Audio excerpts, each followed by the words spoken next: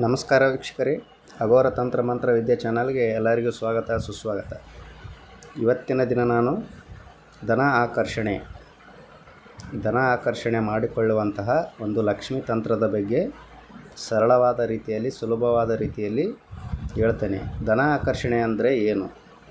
ನಾವು ಮಾಡುವಂತಹ ವ್ಯಾಪಾರ ಆಗಲಿ, ಉದ್ಯೋಗ ಅಥವಾ ಬಿಸ್ನೆಸ್ಗಳಾಗಲಿ ಅಥವಾ ಇನ್ನಿತರೆ ಕೆಲಸಗಳೇ ಆಗಲಿ, ಎಷ್ಟೇ ದುಡಿಮೆ ಮಾಡಿದರೂ ನಮಗೆ ಲಾಭ ಅನ್ನೋದೇ ಆಗ್ತಿರಲ್ಲ, ನಷ್ಟನೇ ಇರುತ್ತೆ. ದುಡ್ಡು ಈಗ ಬರ್ತಿರುತ್ತೆ ಮತ್ತು ಖರ್ಚಾಗ್ತಿರುತ್ತೆ. ಅಂತಹ ಕೆಟ್ಟ ಸಂದರ್ಭದಲ್ಲಿ ನಾವು ಈ ಧನಲಕ್ಷ್ಮಿ ತಂತ್ರವನ್ನು ಮಾಡಿಕೊಳ್ಳಬೇಕು. ಯಾವ ಥರ ಮಾಡಬೇಕು ಅಂದರೆ, ಶುಭ ಶುಕ್ರವಾರವಾಗಲಿ ಅಥವಾ ಶನಿವಾರವಾಗಲಿ ಅರಳೆ ಮರ ಹಾಗೂ ಅಶ್ವತ್ಥ ಮರನೂ ಅಂತಾರೆ. ಅದಕ್ಕೆ ನೀವು ಸಾಧಾರಣವಾಗಿ ಎಲ್ಲರೂ ನೋಡಿರ್ತಾರೆ. ಮುಕ್ಕೋಟಿ ದೇವತೆಗಳು ಅದರಲ್ಲಿ ನೆಲೆಸಿರ್ತಾರೆ. ಆ ಅರಳಿ ಮರದ ಎಲೆಯನ್ನು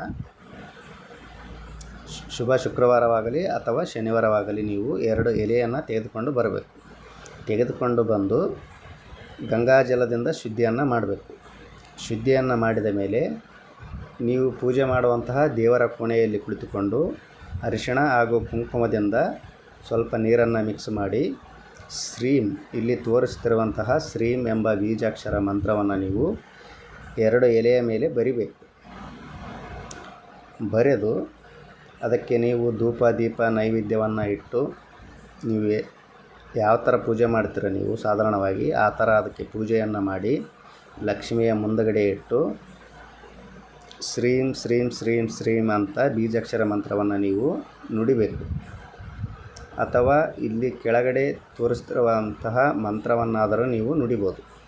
ಓಂ ಶ್ರೀಂ ರೀಂ ಕ್ಲೀಂ ಮಹಾಲಕ್ಷ್ಮೀ ನಮಃ ಅನ್ನುವ ಮಂತ್ರವನ್ನಾದರೂ ನೀವು ನುಡಿಬೋದು.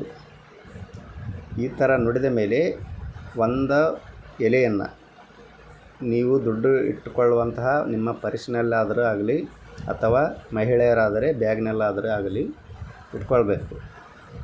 ಆಮೇಲೆ ಇನ್ನೊಂದು ಎಲೆಯನ್ನು ಶ್ರೀಮಂತ ಇನ್ನೊಂದು ಎಲೆಯ ಮೇಲೆ ಬರೆದಿರ್ತೀವಲ್ಲ, ಆ ಎಲೆಯನ್ನು ನೀವು ಒಂದು ಪ್ಲೇಟಲ್ಲಿ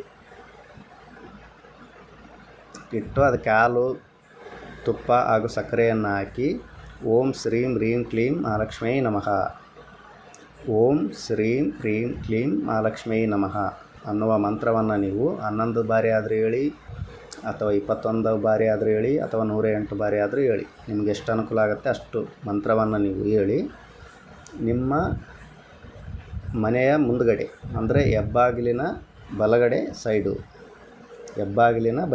ಆ ಪ್ಲೇಟನ್ನು ನೀವು ಇಡಬೇಕು. ಇಟ್ಟರೆ ಧನ ಆಕರ್ಷಣೆ ಆಗುತ್ತೆ, ವಿಪರೀತವಾದ ಧನ ಆಕರ್ಷಣೆ ಆಗುತ್ತೆ.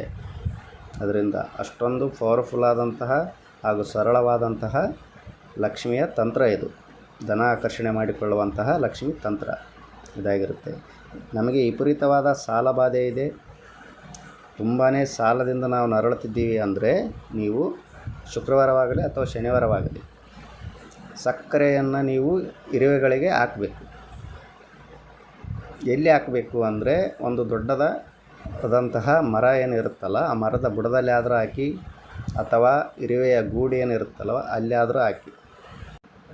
ಈ ಥರ ನೀವು ಇರುವೆಗಳಿಗೆ ಸಕ್ಕರೆಯನ್ನು ಹಾಕೋದ್ರಿಂದ ನಿಮ್ಮ ಸಾಲ ಪರಿಹಾರ ಆಗುತ್ತೆ.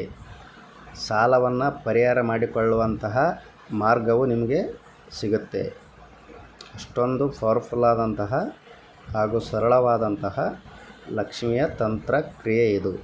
ಧನ ಆಕರ್ಷಣೆ ಆಗುವಂತಹ ಲಕ್ಷ್ಮಿ ತಂತ್ರ ಕ್ರಿಯೆ ಇದಾಗಿರುತ್ತೆ.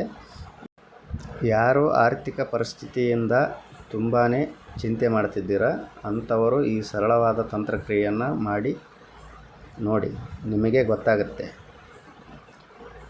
ವಿಪರೀತ ಧನ ಆಕರ್ಷಣೆ ಯಾವ ಥರ ಆಗುತ್ತೆ ಅನ್ನೋದು. ಎಲ್ಲರಿಗೆ ಒಳ್ಳೆಯದಾಗಲಿ. ಧನ್ಯವಾದಗಳು. ಜೈ ಕಾಲಭೈರವಾಯ ನಮಃ.